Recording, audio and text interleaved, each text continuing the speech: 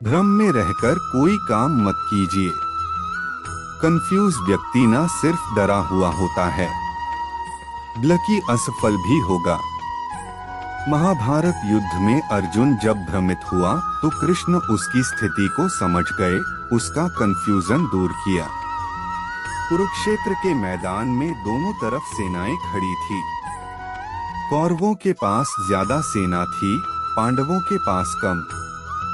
पांडवों का जो प्रमुख योद्धा था वह अर्जुन था और उसके रथ पर सारथी श्री कृष्ण थे।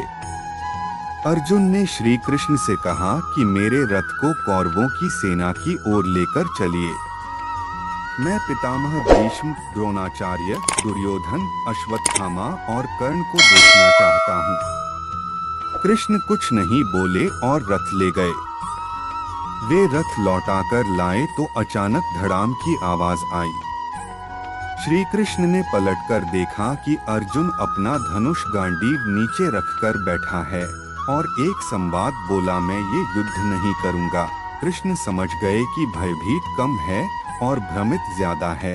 अर्जुन ने कहा था कि मैं खड़ा नहीं हो पा रहा हूँ, मेरा मुंह सूख रहा है, मेरा शरीर कांप रहा है, मेरा धनुष गिर रहा है। श्री कृष्ण ने कहा कि युद्ध के मैदान में ऐसा बहुत से लोगों के साथ होता है। इस पर अर्जुन ने कहा कि मेरा मन भ्रमित है, मुझे समझ नहीं आ रहा है कि मैं युद्ध करूं या न करूं। तब श्री कृष्ण ने कहा कि सारी कमजोरियां चलेंगी लेकिन भ्रमित होना नहीं चलेगा। तुम युद्ध इसलिए नहीं कर रहे कि तुम्हारे सामने रिश्तेदार हैं, तुम्हारे पूजनीय है। सच तो ये है कि तुम धर्म की रक्षा के लिए युद्ध कर रहे हो। मुद्दा युद्ध नहीं है, बात अपनों की नहीं है। सच तो ये है कि धर्म बचाना है।